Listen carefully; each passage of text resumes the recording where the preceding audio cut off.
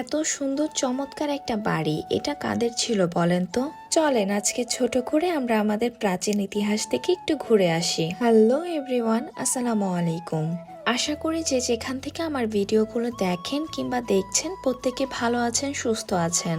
যারা নিয়মিত রেগুলার আমার ভিডিও দেখেন তারা সবাই জানেন যে কিছুদিন আগে আমি পাবনা গিয়েছিলাম আমার গ্রামের বাসায় এসে একটু ঘোরাঘুরি না করলে, একটু আড্ডা না দিলে কিন্তু একদমই জমে না। আমি আর আমার কাজিনরা মিলে চলে গিয়েছিলাম পাবনা সদরে। আমাদের মেইন উদ্দেশ্য ছিল রানা পার্কে যাওয়ার সময় রাস্তার পাশে বিশাল বড় একটা প্রাচীন প্রাসাদ চোখে পড়ে। এটা ছিল মূলত একটা জমিদার বাড়ি। আমাদেরকে রিকশাওয়ালা মামা আর আশেপাশের কিছু মানুষ বলে এটা সুচিত্রা সেনের বাড়ি।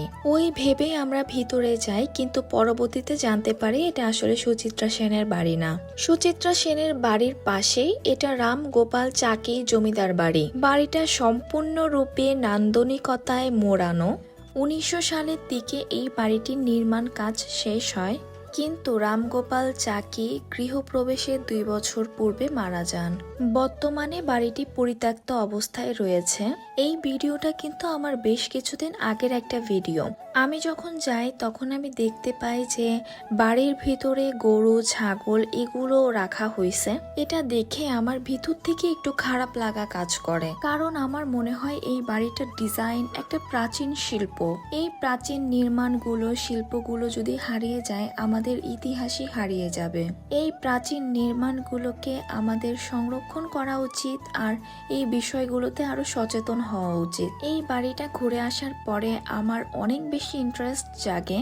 আমি রামগোপাল চাকি জমিদার বাড়ি সম্পর্কে আরো জানার চেষ্টা করি, গুগলে সার্চ করি, কিন্তু আমি খুব বেশি তথ্য পাই না। আসলে বর্তমান সময় এমন একটা বাড়ি, প্রাসাদ, ভবন যেটাই বলেন না কেন নির্মাণ করা কিন্তু সম্ভব না। এত সুন্দর শৈল্পিক কাজ আমরা চাইলেই কিন্তু করতে পারবো না। তাই দয়া করে আমরা আমাদের এই প্রাচীন সম্পদগুলোকে নষ্ট না করি। এই বাড়িটার প্রত্যেকটা কর্নার ফটো সেশনের জন্য একদম পারফেক্ট ছিল। আমি ওখানে গিয়ে প্রচুর ছবি তুলি, ভিডিও করি। এক পর্যায়ে এমন হয় যে আমার কাজিনগুলো আমার ছবি তুলতে তুলতে ভিডিও করতে করতে একদম বিরক্ত হয়ে গেছে। যাই হোক, আমরা রামগোপাল চাকি জমিদার বাড়িটা ঘুরে সরাসরি চলে যাই একটা রেস্টুরেন্টে, কারণ আমরা ছবি তুলতে তুলতে একদমই ক্লান্ত। আমি যেহেতু আমার এই কাজিনদের মধ্যে বড়, তাই ট্রিটটা আমাকেই দিতে হবে। খাওয়াবো যেহেতু আমি, তাই মেনু সিলেক্ট করার দায়িত্বটাও আমিই নেই। খাওয়া কমপ্লিট করে আস্তে আস্তে আমরা আমাদের বাড়ির দিকে রওনা হই। আমার আজকের এই ভিডিওটা এই পর্যন্তই। যে যেখান থেকে দেখছেন ভালো থাকবেন, সুস্থ থাকবেন। আল্লাহ হাফেজ।